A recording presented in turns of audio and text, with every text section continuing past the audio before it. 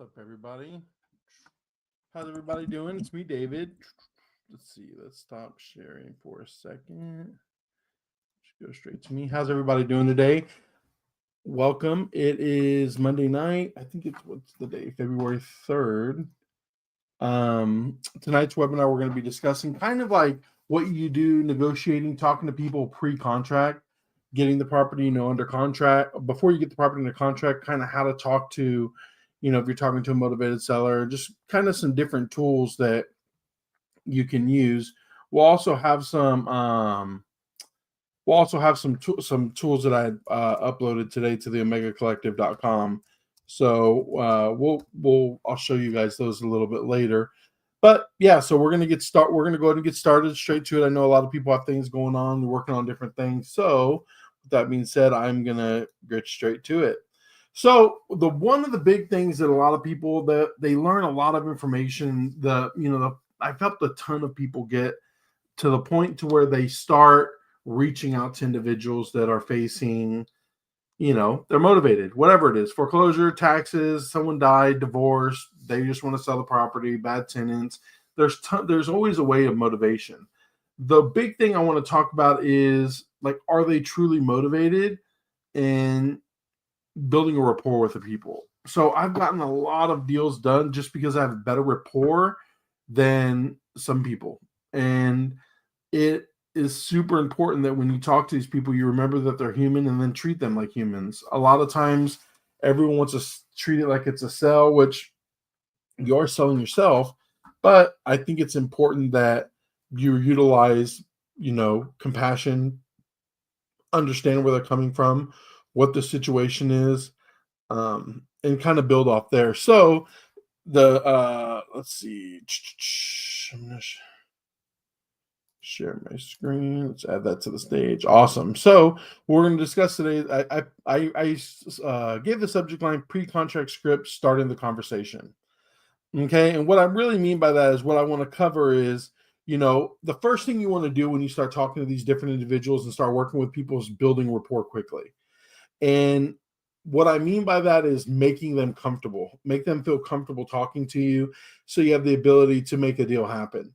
If they don't like you if they don't like you from the phone call or from the door knock or from the postcard, from the get-go, especially if they're a motivated seller, they're going to be coming from a place of like, I'm having a bad day. It's been terrible. This is just a terrible technique. So some different rapport, building rapport quickly usually helps keep the story, keep the conversation going, and really helps them let their guard down just a little bit to hear you out and let you give them a good offer. So one thing I always say is don't use, like, I have scripts, right? There's few different scripts that I have on the omegacollective.com that you can utilize. A new one I uploaded today, which is, I call it a simple script, because a lot of people, when they're looking at these scripts, guys, and they're looking at different things, like, what exactly do I have to say? I can write a script and give you 1,000 answers to the one question that you asked. But what you have to do is make sure you're knowledgeable, understand how to analyze real estate, understand the deal, understand the process, understand how the title company works, the contract, earnest money, and be able to explain all that stuff to make them feel like, okay, this guy knows exactly what he's talking about, right? And then you need to build some rapport. A lot of times, when I first got started in the business, I started very young, and people are like, well, you're a young guy. How do I know that you can do this? It's like, well, I work with a team that's been doing this for years, and you're right. I am new.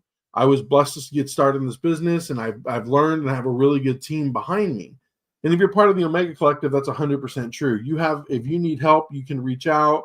You can get someone that's done deals to help you get out of that situation, so you're not doing it by yourself. But the real important thing is that you have to understand that you have to, give them answers and not be super scriptive. Someone's like, well, how long does the process take? It takes 14 days. How long does this take? Oh, you have to, question 3, you have to do this. Or, what title companies? Well, we use this title company. You have to make them feel comfortable. It's like, hey, what title companies? Man, I've been using independent title for, going on 10 or 11 years, because the escrow agent, I use her again and again. She's very she has great communication. She's a great lady, and she takes care of the people I do business with. I've never had a complaint, so I consistently use them. And I've gotten a pushback. Well, are you open to using a different title company? I was like, I am, but I prefer using my title company because they know how I work, and I know that they get the job done. There's no hiccups in the process. Some title companies have terrible communication, and something needs to get done, and we show up at closing like, oh, we're sorry, we didn't send the Medicaid, I forget, it's MERS or Mars, the affidavit. You have to see if someone passed away, if they owe Medicaid any money. We forgot. That's going to be 48 hours. We're going to have to push the closing back. And it's like, you mean you forgot? This is your job. In my title company, I don't have those issues. They're the ones like, oh, here's my checklist. I got all the stuff. Are we good to go? 3 or 4 days later, like, hey, if you want to close tomorrow, we're ready to go. And I'm like, yes, that's exactly what I want to see. So I built a good relationship that makes my team stronger, which gives us the ability to move fast and close properties quickly. So when I tell you I can close in 14 or 21 days, that's where that comes from, because I built a strong team to be able to do that. And when you give them a genuine answer like that, they feel at ease instead of just hearing single short answers that get things going. So they're going to ask lots of questions. You need to make sure that you can come up on the fly with genuine answers, and you don't want to seem generic. That's the big thing. The next big thing is understanding body language and establish a tone with like some trust, right? So you have to be firm but compassionate. If you're in there like, hey, like, oh yeah, you're losing your house in foreclosure, you're a big dummy, that isn't going to work. You have to be content. You have to talk to these guys. Don't sit back on the couch relaxing. If you're sitting in the living room, sit on the edge of the couch or sit at the table, at an alert. Don't slouch, and give them a strong body presence and I don't have that problem. I'm a big guy. So like everywhere I go is a strong body presence. But you want to also be able to match their energy. If they're being real like straightforward and I did not mean to do that. Sorry. Click something. If you're real straightforward and they're being real straightforward with you, like I always say, people from New York, if they're like, what is this or what is that? I'll match their energy, because especially like people from New York, for example, or the East Coast, they like that. If I'm like, oh, how's your family doing? They're like, I don't want to talk about my family. I want to do the deal. So match their energy. See how they're coming. If it's a little old lady, she's like, oh, you want some tea? Say yes. You don't necessarily have to drink it, but don't say, no, I don't want to drink it. I don't know, your house is dirty. But, take the tea and just pretend to drink it or something. It's super important that you build rapport like that and match their body energy and their body language. It relaxes them and lets their guard down. And body language and marrying the communication style, I kind of just covered both of those. Using these techniques is going to help you get a connection with these guys, and they're going to feel more comfortable. Like, man, that David, he was funny. Like, he was straight to the point. He's my kind of people. And you could talk to another person that I've talked to, and they're like, man, David was so compassionate. Like, he sat there and listened to me talk about my mom for an hour, and he's the most compassionate person I've ever met. And that's just me adjusting for the different, I guess it sounds terrible, the different target, the different person I'm trying to work with. And I'm not being fake. It's just a powerful sales technique to be able to match, relate to them so they feel comfortable talking to you. So that's something that's really, really, really important. I just realized right now I have this banner going constantly. Let's change it up. So that's really, really important for you to be able to do. Next, and if you have any questions, type it in the chat. I can see the chat for everything we're streaming live on, and we can kind of go over it together. Next is using the seller's motivation. So probing for motivation is super because that's how you're going to get the deal done. Okay. And my first thing is, what prompted you to consider selling the property? Like, why are we having this meeting? What's the reason? Like, why are you interested in selling the property? Oh, well, the one thing you'll get that's a kind of a hard answer for me a hard thing for me to answer is, well, I just want to hear what you have to say.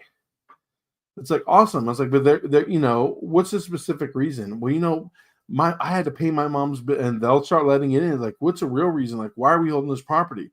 well, I've been paying my mom's taxes her whole life and she passed away and now I'm stuck with this property. So I'm just tired of taking care of it. And now she's gone. That senior homestead exemption's gone. And this year I'm going to have to pay this much on taxes. And it's just becoming unaffordable. I'm not interested in being a landlord. I don't want to rent the property. It's full of junk. It's so much to clean. It needs repairs. It needs a new roof. It needs a new HVAC. It needs this. And then they'll just let it all out. And then after they're done talking, it's like, okay, cool. Those are exactly what kind of houses I want to buy. And usually they'll giggle a little bit like, yeah, good luck with that. Finding those specific reasons is important because you can use that. It's like, okay, well, what's the reason for your wanting to sell it? What's the, you want to end up having to pay those taxes. And the tax one always gets me excited because like I said it on Saturday, they're like, well, my parents are gone and the senior homestead exemption's gone. The taxes were $1,200. Now they're $7,000 and I don't want to have to pay that. I was like, cool. Well, it's February. We should try to get that deal done this month. And like, well, why? I was like, well, every month that we keep going, you're going to have to continue paying taxes because we'll pay the closing costs, but I'm not paying the taxes. That's your job. He's like, oh yes, let's get it done. I don't want to wait too long. Find out what's most important to them in the process. Is it selling the property, not having to pay the taxes? Is it making sure the house goes to someone that's going to take care of it? What really is important to them, right? I sold a house in December to actually a family friend, and she didn't want nothing to do with the house. She didn't want none of her family to own it. She didn't want nothing to do with the property. She just wanted to make sure it got sold to somebody else, and she was done with it. She just was completely done with it. And she's a great lady. She's renting it out to a tenant, not overcharging, and the tenant's kind of screwing them over. So I was like, well, yeah, if you continue to rent it, you should charge more. So long story short, we sold the property, but she cares about the property because she asked, hey, when they finish rehabbing it, can I come see it? And I wholesaled this property. I was like, of course, yeah, I can make that happen. So she just wants to see the after. She wants to see how it looks, and paying attention to those priorities and understanding what's going on is important because a lot of people getting the most money is not important. I've talked to a lady, it's like, hey, I'm really interested in selling my house, but I'm not interested in it being knocked down. And I was like, okay, well, like I can't guarantee that 100%, but most of the people that I work with fix the houses up really nice and, they resell them. She's like, that's fine. I just don't want it to get knocked down. And they put one of those ugly California style houses here. And like I tell them, I can't promise you that, but most of the people I work with don't do that. So I'm not lying to these people. And understanding that priority is important because if it's the highest price, then, you're going to have to buckle down on your repairs, making sure all that information's good and all that you're able to go through that. If they want a fast sell, that's great. Motivation works. If you want a fast sell, well, this is what I can pay. We can close really quickly. And a lot of people they don't want to be bothered with it. I'll sign the contract. Here's the keys. Let me know when closing is. And I never hear from them the whole time. Those are my favorite, where I don't have to deal with them at all. That's really, really important. So finding out what that priority is going to handle how you're going to handle the situation. Another question I have is, what concerns do you have about selling? Like, what are things, what hesitations do you have about having to sell your property? And they'll tell me, well, my mom hadn't paid taxes in 15 years, and I'm afraid something bad's going to happen, or the tax bill is going to be really, really high. It's like, don't worry about that. My title company will know how much you owe in taxes in the next few days. Once we get the contract to them, they will be in communication with the county appraisal district or the tax office, and they'll find out how much is owed. And they're going to tell us, hey, David, you have this property under contract for $100,000. Taxes haven't been paid on this house in 24 years, and they owe $60,000 in taxes. My escrow agent's like, hey, we want to let you know that so you can let your seller know that, hey, y'all are looking at under $40,000 now. You know what I mean? Or, whatever the cost is or what's going on in the deal. They're like, hey, this is what you're looking at. And they'll send the information and I can show it to them. And I'll get on the phone call. It's like, hey, Mrs. Seller, my title company got in contact with Bexar County. We went over the different information. It looks like y'all are almost $60,000 delinquent on taxes. Now, the government always gets paid. It doesn't matter. No deal is going to happen. They don't forgive that kind of stuff. So we have the property under contract for 100,000, but 60 of that is going to be paid to the taxes. And the number one question they always ask is, oh, so you're going to give me the 100,000 and I have to pay them 60? No, the title company will pay them the 60 and you'll get the difference. The title company, and then I explain to them clear title and how that works. And, you might be a great person, but no, the title company doesn't know that. They don't trust you to do it. And I kind of break it down to them. And it's like, it's a good thing because that's the same process. The title company is not going to let someone buy your house without them knowing they gave the title company $100,000 first. And when I break it down to them like that is awesome. That's really, really great. The next thing is the timeline. How quickly do you want to sell? Now, most of the time, the quickness isn't a problem for me. I need 6 months to think about it. That's the problem. And I rebuttal why they're considered selling the property, what's important to them to be able to move quickly. Sometimes it takes a long time. When I do probate deal, I did a probate deal last year. It took 11, last year. It took 11 months just because I did everything we needed. Title company did everything. The attorney that we used, which I'll never use them again, was terrible at communicating, and they just dragged their feet. It was terrible. But you want to try to get it done as soon as possible so you can lather, rinse, and repeat, continue moving on, and not have properties under contract sitting there forever. Because until that deal closes, something can happen. They can back out. Someone can die.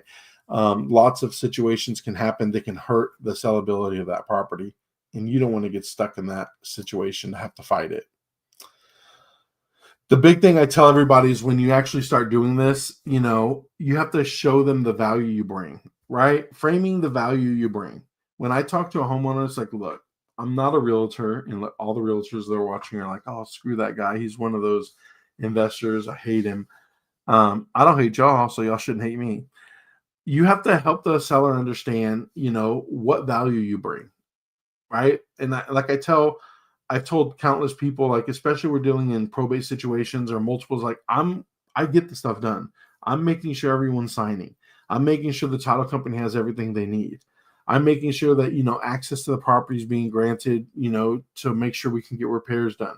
You have to do absolutely nothing except for sign the contract, sign the closing documents, and get paid. And I might ask you a couple questions in between, but I will make sure everything in between gets done.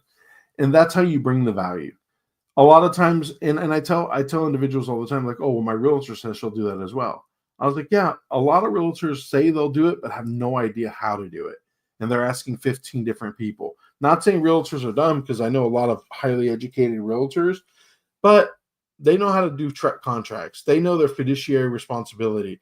They don't know anything. They don't know what it takes to actually, a lot of them, not all of them. I don't want to say half, but half of them don't know past that. They know what they learned. They know how to open a lockbox. They know how to take pictures, which is great. I'm not saying there's nothing wrong with retail realtors. And all my realtors watching, I love you guys. We use you when we sell our property, so don't hate. But it's really, really important to show what you bring to the table, because realtors and everyone that's an investor, they always want to talk about people that are wholesaling properties or people that are doing things along those lines. And you need to break it to them. It's like, we help investors more than they would like to admit, because they're so lazy and don't want to find deals. They just want to they're like, oh, we want to do the flip. Yeah, you're doing the flip, but most of these guys are hiring contractors and they're just sitting there with checkbooks. A lot of people don't want to do the hard work of actually getting the deals. So showing your value is not very hard, but make sure you do show it, because then it when you increase your value, people talk about it and you get people to want to work with you. And all that comes with it and brings more deals to the table. Now, once you do all that, you're going to get to a point in the conversation where it's like, okay, well, we've talked about what we can pay for the property. These are the numbers,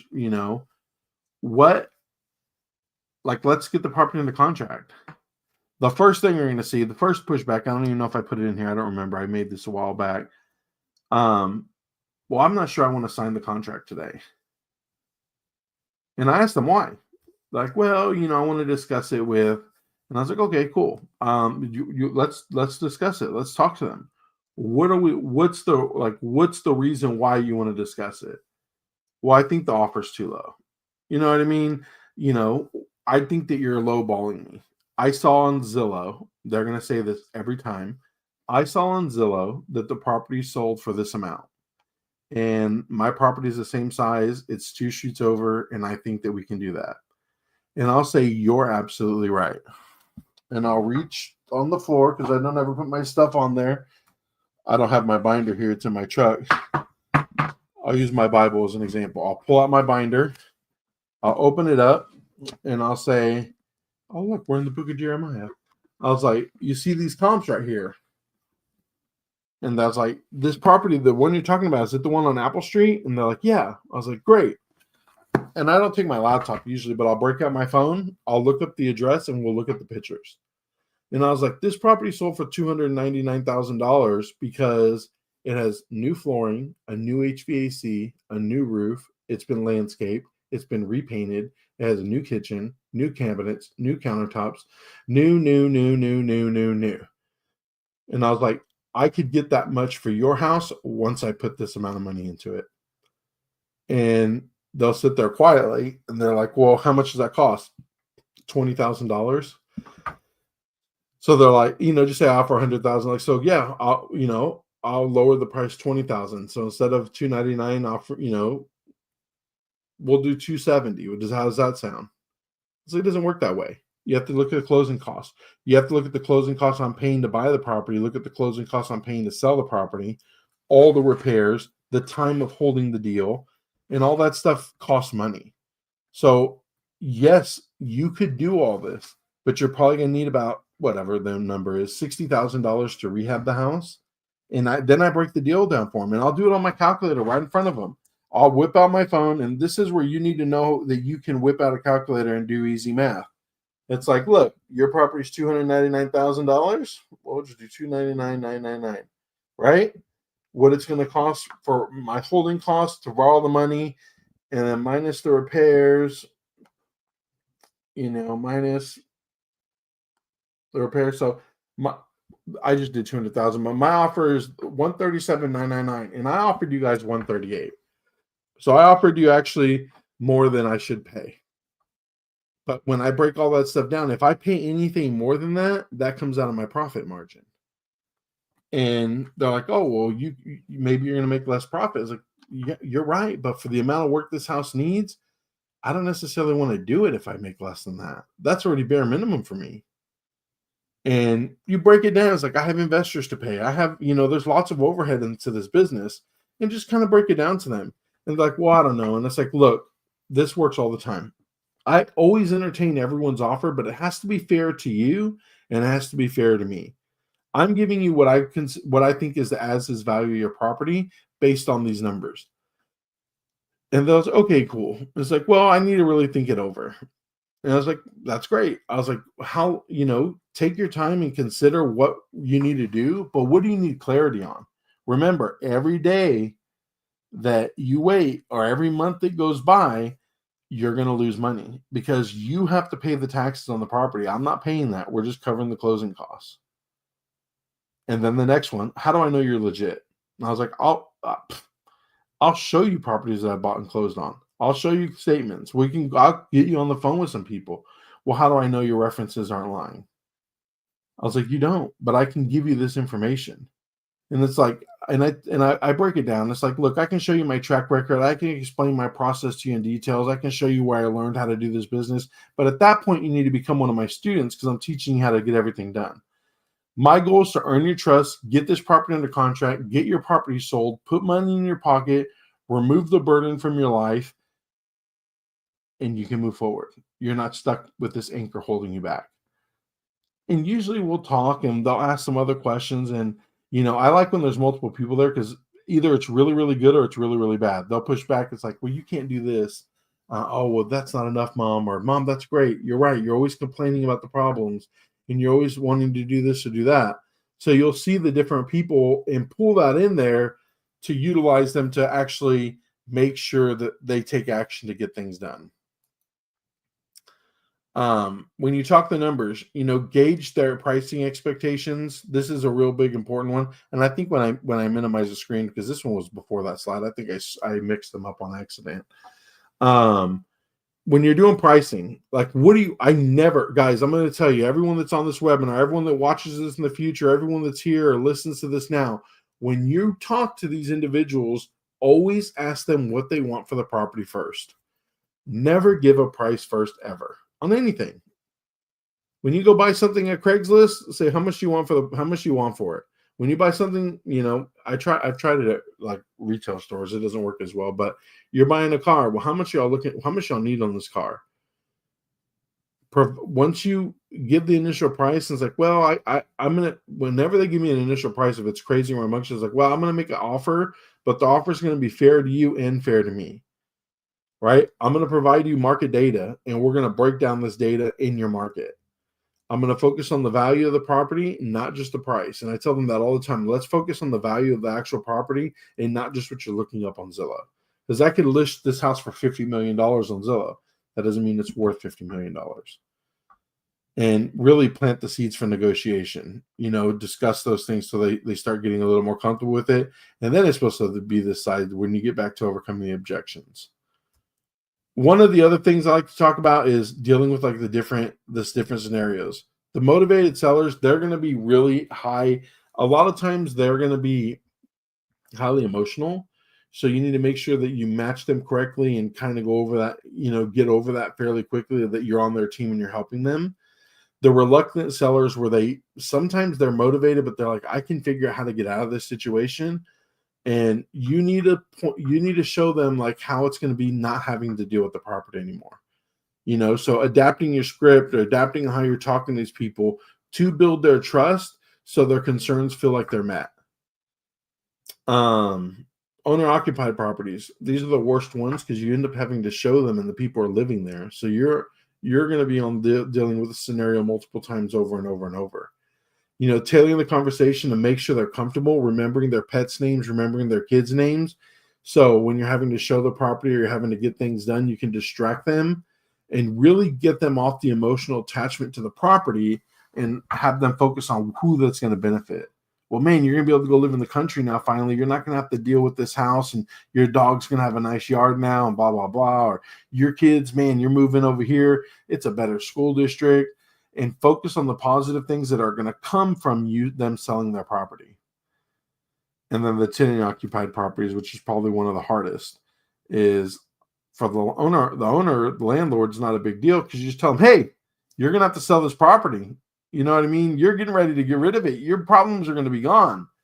Now, if you buy the property with the tenant still in place, either you're going to sell it to a cash flow investor or you're going to keep it as a cash flow property, making sure that everything's done legally, the lease is up to date, you're getting that deposit, all that information is good to go. Making sure you can get rid of the tenant, right? If you buy a owner-occupied, tenant-occupied property in the middle of COVID, you're screwed. You need to make sure you're able to move and modify and make those approaches and make those adjustments so the transaction happens smoothly. If you have professional renters in, it's going to shoot you in the foot.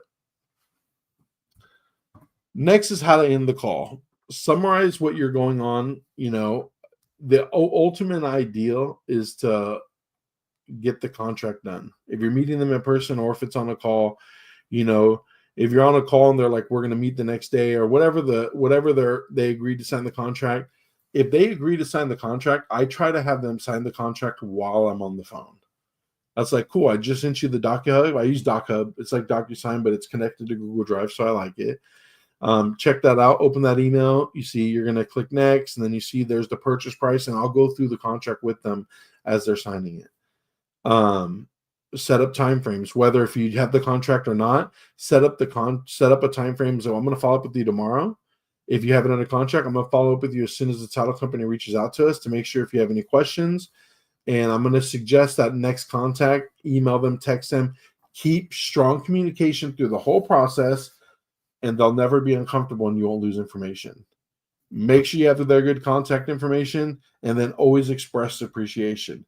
Thank them for their time and them giving you the responsibility to sell their property and them trusting you, and be grateful for the possibility to be able to work with them and make money off a deal. Okay. That's a great way to end any meeting. Now, the next thing I always say, and I have some different information on here, is to make sure that you're comfortable role playing. Find someone that owns a home or find a friend or someone and just talk about objections. Give them a list of objections and say, I'm going to call you and I want you to sell me this house. address pricing with sellers. And what I did is I went and created a key page with different scenarios, so you can have that and you can print that off the omegacollective.com and understand how to talk to them and use the role playing tool. And I'll show that here in just a second. Okay, let's see. Let's stop sharing my screen. Let's go to the website. Let me share my screen again.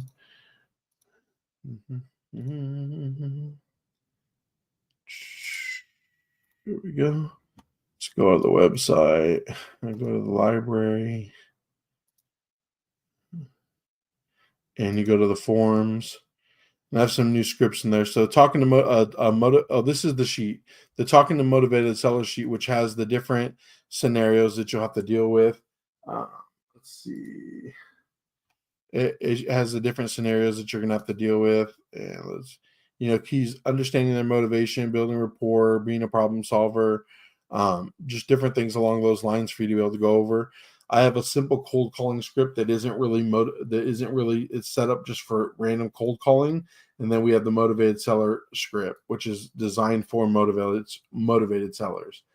Now I'm going to tell everybody that's here, everybody who watches this in the future, you can find scripts anywhere. The scripts are great tools, but they're just building blocks. You have to create a script that's actually going to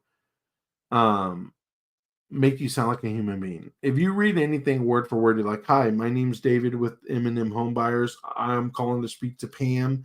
Pam, I'm interested in buying your house at 123 Apple Street. Would you consider selling it?" That's how the people from India cold called me to buy my house. It doesn't work that way. You have to match when they answer. How you like? I'll role play with you with just me on here. They ring, ring, ring, ring. They're, "Hello." I'm like, "Hey, is this Bob?" "Yeah, this is Bob." "Hey, Bob, it's me, David. I'm calling about your property at 123 Apple Street." "Yeah, that's my property. What do you want?" I was like, "Well, the property shows vacant, that you're an absentee owner." "Yeah, it's my mom's house. She died and left it to me. I just have it sitting there." It's like, "Okay, cool. Well, I was driving through the neighborhood and I saw the property and I'm interested in buying it. It's just sitting there."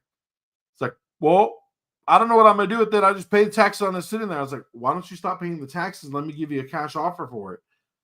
The house needs a new roof, a new AC. In the winter, the plumbing leaked. It's all screwed up. It's not worth anything." I was like, "Well, let me make you a cash offer. It's not worth anything. I'll give you a low cash offer." Now I'm being funny. Usually they'll think that's funny and they'll laugh. And they're like, as soon as before they finish laughing, I was like, "Bob, let's set up a time. When can I meet you?" He's like, "Well, I can meet you tomorrow. I get off at 5:00. It's like, "Cool. I'm just verifying that I had to mark the address down right at 123 Apple Street. Is that correct?" He's like, "Yeah, that's it." I was like, "I'll be there at 5:00. Is this a cell phone? I'm gonna send you a text 30 minutes before I get there." "Yeah, that's great. I'll see you at 5:00. After that call is finished, I'll pull comps, verify my ARV. If it's still daytime, I might even go drive by the house just to look. I'll go drive by the house, look through the windows, which I've done a lot of times. Everyone says you shouldn't do that, but I don't care. I like to do it. I'll get all the information so I'm prepared. I'll even have a contract. Well, my contract's on .co. Name, address, county, price, sign. I have it prepared.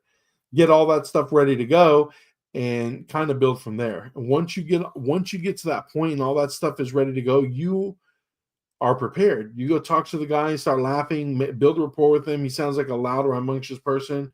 Talk to him, see if they get emotional when they get to the house. "Yeah, my mom lived here. She's a hoarder, blah, blah, blah." And kind of build from there.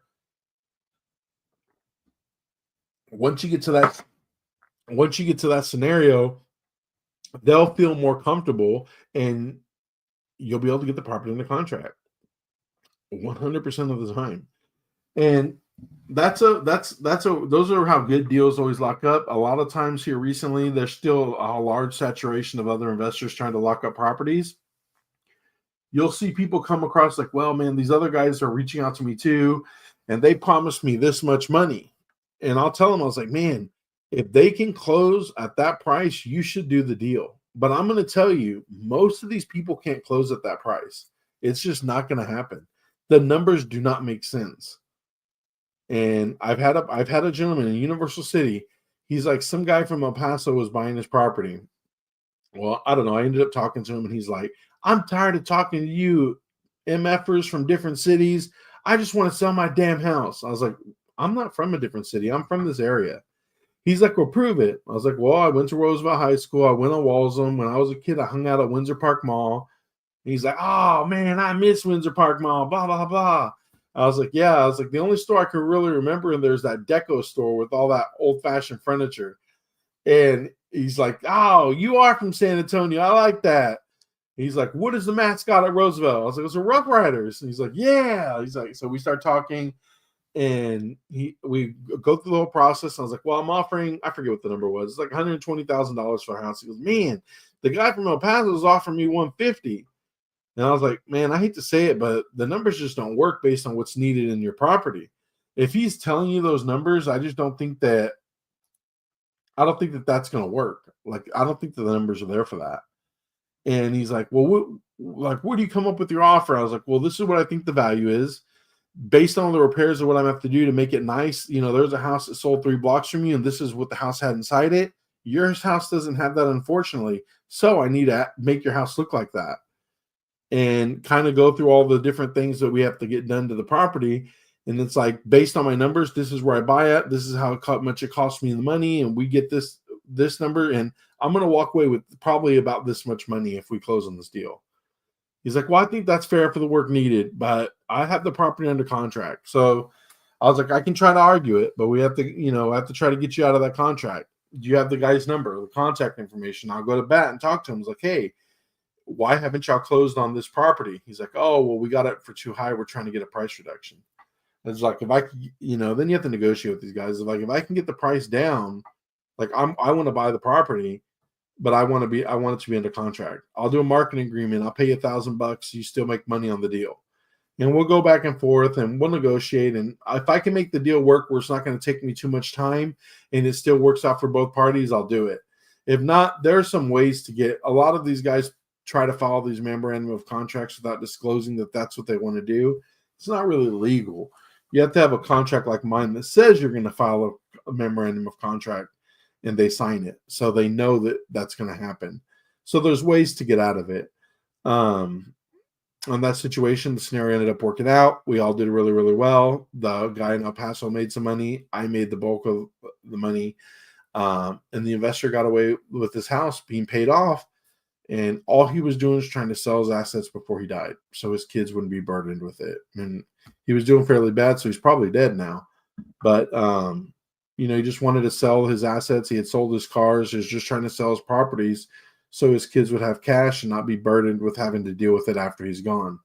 If I put his words correctly, he's like, my kids aren't good for, the S word. My kids ain't good for nothing. I got to do everything for them. That property will just sit there and rot. They wouldn't know what to do with it.